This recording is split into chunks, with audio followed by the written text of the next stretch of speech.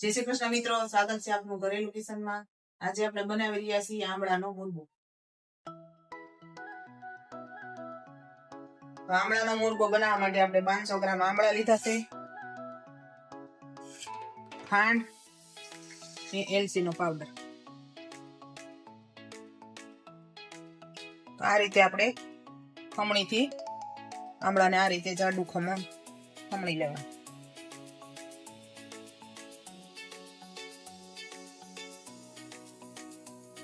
આ રીતે આપણે જાડું ખમણ નીકળે ને એ રીતે ખમણવાનું।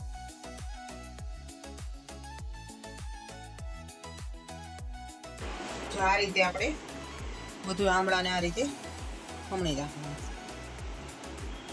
એક જ બધું। હવે આપણે આને એક બાઉલમાં ગેસ ઉપર હવે આપણે એક બાઉલમાં આને આ બધું ખમણેલું નાખી દેવાનું। આમળા સેણ બધું આ રીતે નાખી દેવાનું।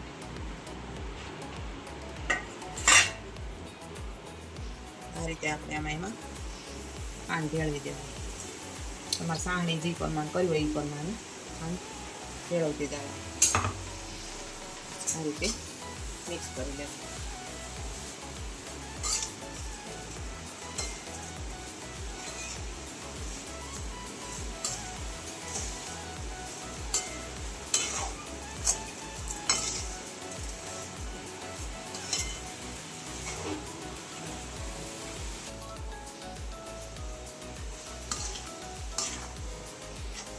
આ રીતે આપણે ધીમે ધીમે ધીમા ગેસે હલાવતું રહેવું।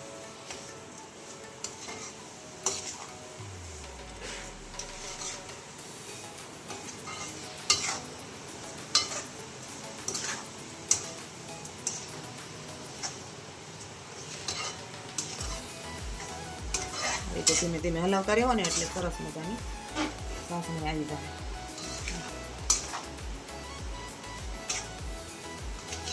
આવી જાય ને ત્યાં સુધી આપણે હલાવતું રહેવું।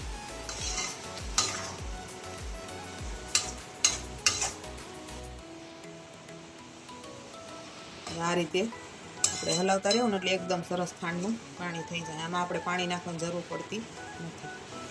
નાની નાની સાહણી સરસ રીતે થઈ જાય। આમને આપણે હલાવતું રહેવાનું। આમાં આપણે આ થોડુંક કેસર નાખી દેવાનું એટલે કલર આવે કેસરથી સરસ મુરબ્બાનો। આ રીતે ઘડી હલાવતું રહેવું।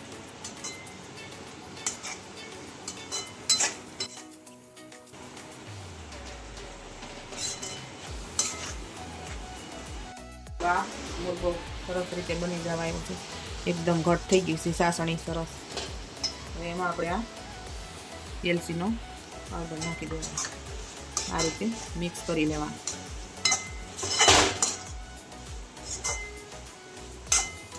વધારે સાસણી રાખવી હોય તો થોડીક ખાંડ વધારે રાખવાની એટલે એની સાસણી જાજી થાય। આપણે એકદમ સુંદા જેવો રાખ્યો।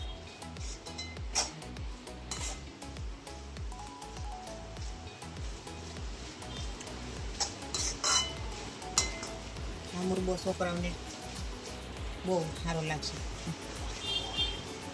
શિયાળામાં આમળા સરસ આવે એટલે આ મુરબ્બો છોકરા આમ આમળા ન ખાતા હોય તો આ રીતે મુરબ્બો કરીને ખવડાવવાનો।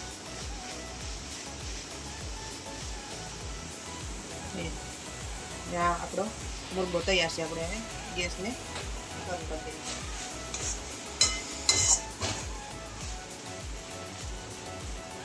હવે આપણે આને કાઢી લઈએ। હવે આપણે આને આ રીતે કાઢી લેવાનું। આપણે વધારાનો મસાલો કાજુ નાખવો હોય નાખી શકાય।